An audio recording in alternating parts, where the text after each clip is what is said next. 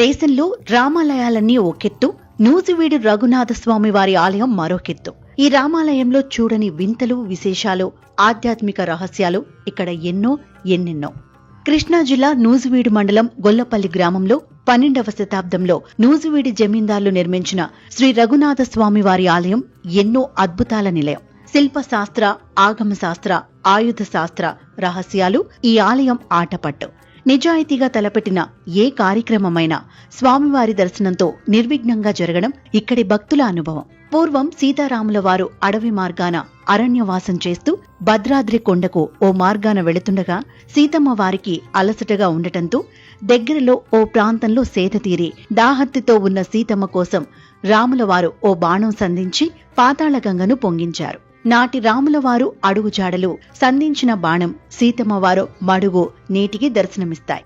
ఆ ప్రాంతంలో వెలిసిన రఘువంశంకు చెందిన రఘునాథునికి పాంచారాత్ర ఆగమశాస్త్ర ప్రకారం ఆలయ నిర్మాణంను నూజివీడు జమీందారులైన మేకా వంశీయులు పూర్తి చేస్తారు.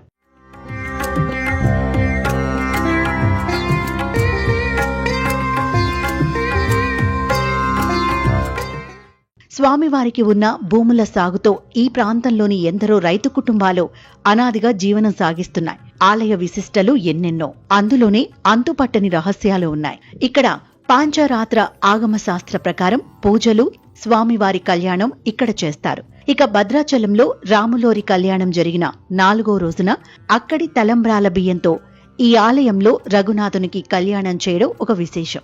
విచిత్రం ఏమంటే అన్ని వయసుల వారి ఎత్తుకు తగ్గ సైజులో ఆలయ గర్భగుడిలోని మూల విరాట్ దర్శనమిస్తూ ఆశ్చర్యపరుస్తుంది. విచిత్రం ఏమంటే రాముల బాణం నేటికి ఆ ఆలయ బావిలో దర్శనమిస్తుంది. ఆ బాణంను నాటి జమీందారుల కాలంలో ఏనుగులు పెట్టి లాగినా కదల్లేదని పురాణ గాథ. నిలువెత్తు బాణం అలా ఉంటే దానిని ఎక్కుపెట్టి సంధించిన రామయ్య తండ్రి ఎంతటి ఆజానుబాహుడో కదా. దేశవ్యాప్తంగా ఉన్న రామాలయాల్లో సీతమ్మ వారు రామయ్యకు ఎడమ పక్కన ఉంటే ఈ ఆలయంలో కుడివైపున నిల్చుని పూజలు అందుకోవడం విశేషం.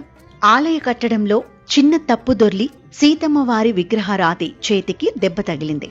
అయితే ఊడి పడవలసిన ఆ చేతి భాగం నేటికి ఎటువంటి ఆధారం లేకుండా నిలిచి ఉండడం అమ్మవారి మహిమకు తార్కాణం. ఆలయం చుట్టుపక్కల నివసించే గ్రామ ప్రజలు వారి పేర్లకు మొదట రఘు అనే పదం చేర్చి పలకడం ఇక్కడి వారి ఆనవాయితీ. ఈ ఆలయంలో రఘునాథునికి 11 ప్రదక్షిణలు చేస్తే కోరికలు తీర్తాయని నమ్మకం. 12వ శతాబ్దంలో నిర్మించిన ఆలయం నేటికి చెక్కు చెదరకపోవడం మరో విశేషం.